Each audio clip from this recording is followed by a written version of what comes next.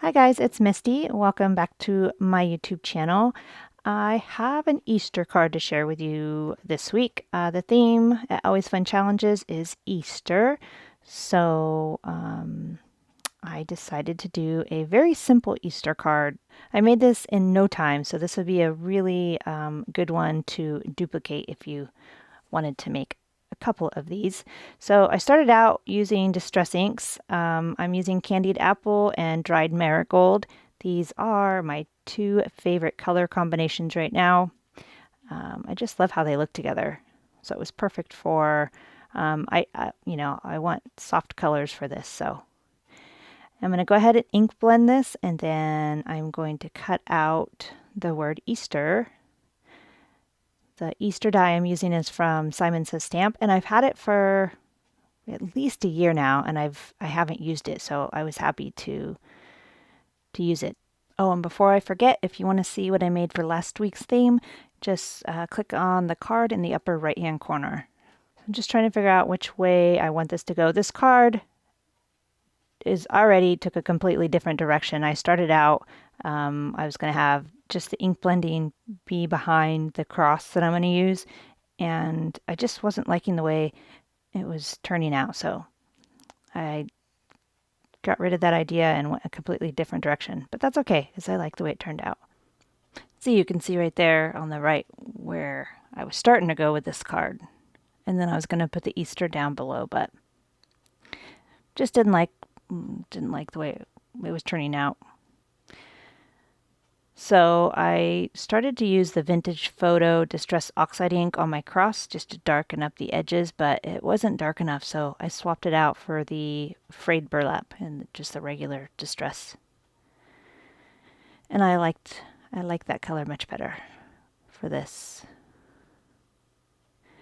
I used the wood grain craft cardstock for the cross. So it looks really cool. I like the way it turned out. So I'm just going to go around my edges there and darken it up. And then I had to kind of chop this video together because I tried a little bit longer with that one. So yeah, so I missed a little bit here just because I was trying to piece this all together. So all I did is I'm trying out some different grays, but I embossed a white piece of cardstock with polka dots, and then I cut out two ovals, one smaller obviously, and the bigger one is in the fog cardstock from Simon Says Stamp. And now we're all up to speed. So now I'm just trying to pick a gray that matches that fog cardstock because the fog ink was a little too light. So I stamped out a couple ones and settled on the MANATEE by Fawn. It was a perfect match. I really like the way that ink blending turned out on the Easter die. I basically based the whole card around that die because I knew I wanted to use that die. So yep, just stamped out the blessings there, which I was afraid I might mess it up because I had already embossed the polka dots, but I braved it and did it without my Misty, and it turned out beautifully. Just using my glue pen, which I always use my glue pen for word dies. Then I don't have to worry. It doesn't seep out the sides very often. Actually, I don't think it ever does. Yeah, I just wanted to do kind of light colors. You think of Easter, you think of like pastel colors, so. I also made a rather bright Easter card, kind of the polar opposite of this one, but if I have time, I'll try to get that video edited and up this week before Easter.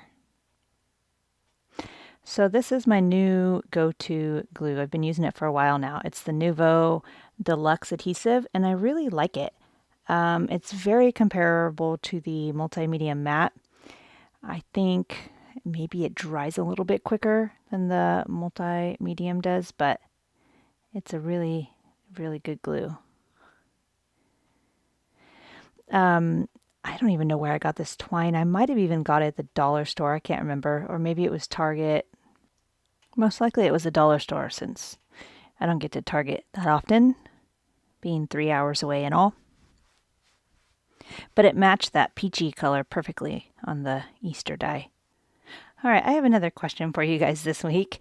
Does it matter? Does anybody know? Does it matter if you, when you're tying a bow, if you go over the loop or under the loop to get your bow to lay flat?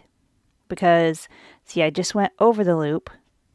I thought I went under the loop the first time, so the second time I went over the loop. Now watching the video, I see I went over the loop twice. But the first time, I just couldn't get it to lay down right, so I retied it and thought I had tried it the opposite way. But it seems like whenever, and I can't remember if it's over or under the loop, but it seems like one of the ways I can never get my bow to lay flat. It always wants to go like vertical, and then I always untie it and then tie it the opposite way, and then I can get it to lay flat when the bow goes horizontal like it does here. So I'm just wondering if, I thought I remember when I first started making cards that I heard that somewhere, that you always have to go, and I can't remember if it was over the loop or under the loop in order to get your bow to lie flat. So if anybody knows if that is even a thing, and if it is, which way is it? Is it over the loop or under the loop? Please let me know, because I'm very curious.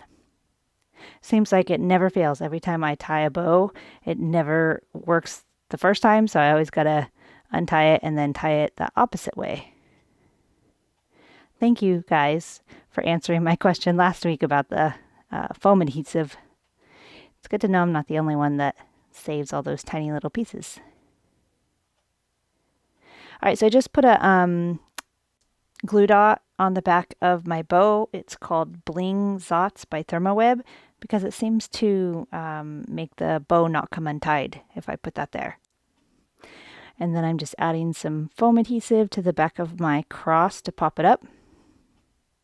See, it's a good thing I save all these little pieces. It came in handy right here. I actually had just the right amount to cover this cross. I had a little tiny bit to spare, and that's it. My roll is done. I think the cross, I don't know, I needed some dimension on this card because I really don't have any, so the foam adhesive was the perfect amount of dimension. I just love how this turned out. I really, really like, I wanted it to be predominantly white with just some splashes of color. And I think I accomplished that. And then I'm just gonna put it on a card base, which is always the Nina Solar White 110-pound cardstock.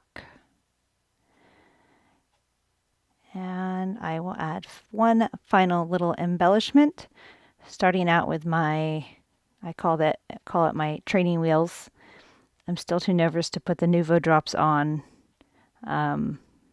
freehand, so I use my little training wheels here. I put sequins in the place that I want to put my drops, and I just happen to have these on my desk, so I'm going to use them to guide me and where I want to put my Nuvo drops.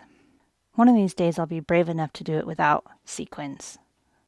That day has not arrived yet. And that is it. That completes my card for this week. I hope you liked this video. If you did, please click on the like button. If you're new to my channel, I would love to have you subscribe. I post a new video usually once a week. But I do have some exciting news to share with you tomorrow on my blog, so be sure to head over there. I'm going to try for a new video on Monday, which is usually when I post, but if I can't get it done on Monday, I will definitely have a new video on Wednesday. So stay tuned for that, and be sure to head over to my blog tomorrow to find out what my exciting news is. I'm so excited. All right, guys, thank you so much for watching. Bye.